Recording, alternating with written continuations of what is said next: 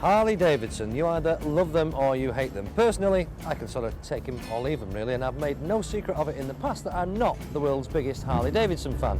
The only reason really is that the bikes themselves don't suit my particular purpose. I like bikes that handle very sharply and have got really good sharp brakes, and most of all I like performance machines, and it's fair to say that Harley Davidson can't hold a candle to the Japanese sports bikes of today when it comes to performance. But the lads here at Big Rock Harley in Nottingham assure me that they've got one that really does perform.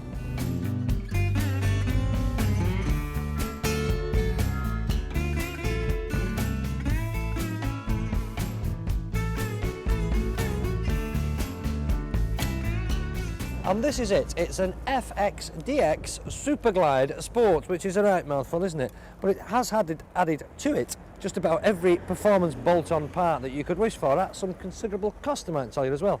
So let's see if this can change my opinion of Harley Davidson.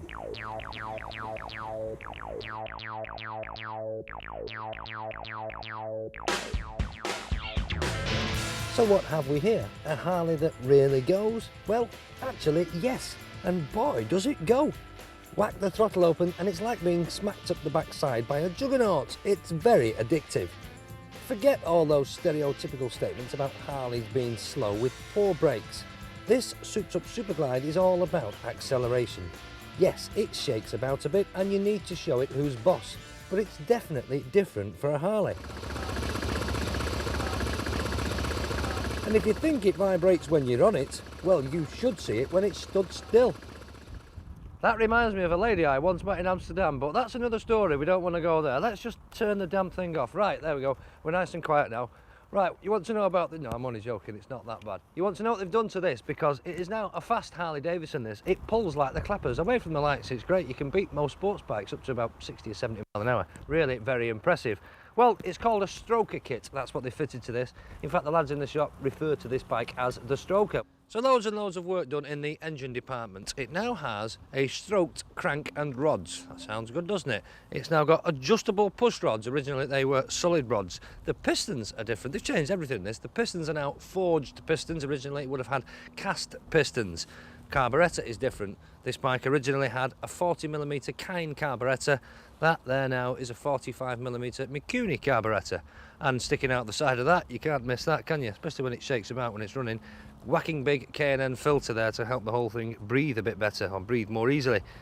Cylinder heads are different. Look at the size of these now. Big Screaming Eagle cylinder heads. In fact, this engine started life as a 1450cc motor. That was the stock motor. This now, believe it or not, is 1700 cc's, 1.7 litres, so as big, in fact bigger than some family cars, which is incredible really, isn't it?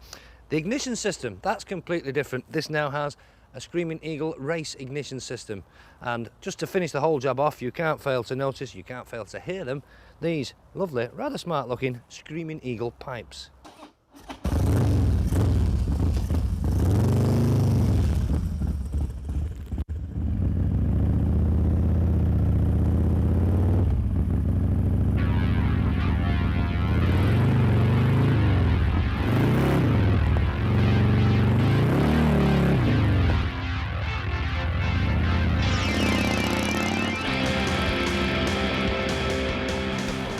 You know, I'm really enjoying this. It's a bloody fast bike.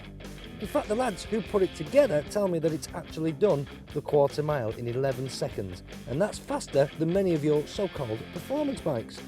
So what's the point, you say? Well, the point is that riding a Harley is very involving. You feel every bump, and twisty country lanes can become very challenging at speed.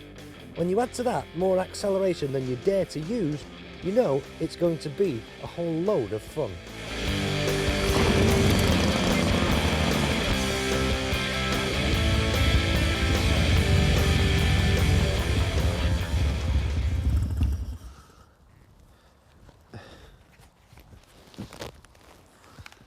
Well, is it all worth it, all this work, all this engineering work and mechanical work? Well, I suppose the only thing that proves whether it's worth it or not is figures, so let me give you some figures. The stock bike, you go and buy this as a stock machine out of a showroom, I can tell you that it will produce 59 brake horsepower and 70 foot-pounds of torque. They've done all this work on it.